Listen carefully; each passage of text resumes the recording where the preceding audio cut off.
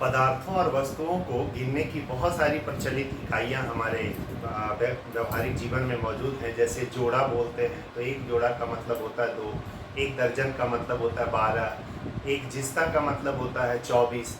इसी प्रकार जब बहुत सूक्ष्म कणों को जो गिनना होता है, परमाणुओं को, अणुओं को, आयनों को, तो इसके लिए एक संख्या है जिसे एवोगाड्रो नामक वैज्ञानिक ने खोजा था और उस संख्या का संक्षिप्त रूप है 6.022 इंटू 10⁻23 और इसी संख्या को एक मोल कहा गया।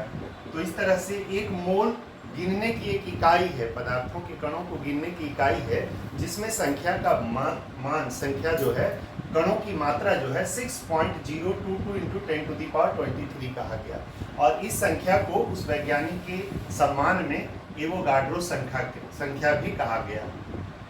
अब हम ये जानने की कोशिश करेंगे कि जैसे एक जोड़ा में 2 होता है, एक दर्जन में 12 होता है, एक जिस्ता में 24 ताव कागज होते हैं, तो वैसे ही एक मोल जो 6.022 इंटू 10⁻23 है, वास्तव में वो कण हैं कितने। तो आप देखेंगे कि 6.022 इंटू 10⁻23 को अगर हम विस्तारित रूप में लिखें तो देखिए कि दशमलव के बाद 3 अंक है। ये और भी अंक हैं, लेकिन यहाँ संक्षिप्त में 3 ही अंक दिए गए हैं। अब 10 का घात 23 है, तो हमें इस दशमलव को 23 अंक इधर ले जाना है। तो 6 के बाद हम गिनना शुरू करेंगे, 1, ये 2 और ये 3। ये 6022 हो गया। यहाँ दशमलव हमने 3 अंक इधर ले लिया, 1, 2, 3।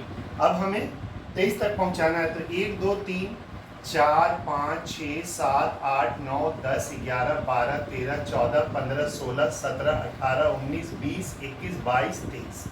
तो 6.022 इंटू 10⁻23 वास्तव में इतनी बड़ी संख्या।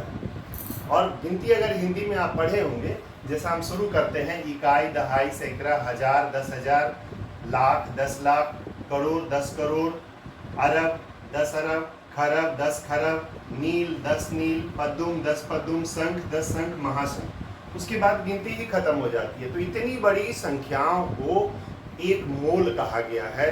तो सूक्ष्म कणों को, पदार्थ में जो परमाणु होते हैं, तत्व में परमाणु होते हैं सूक्ष्म कण, और यौगिक में अणु होते हैं सूक्ष्म कण, आयन होते हैं, इन सबों को गिनने के लिए ये मात्रक एवोगाड्रो ने दिया। तो एक मोल का मतलब होता है 6.022 इंटू 10⁻23 कण, जिसे वास्तव में इतनी बड़ी संख्या के रूप में आप देख सकते हैं। धन्यवाद।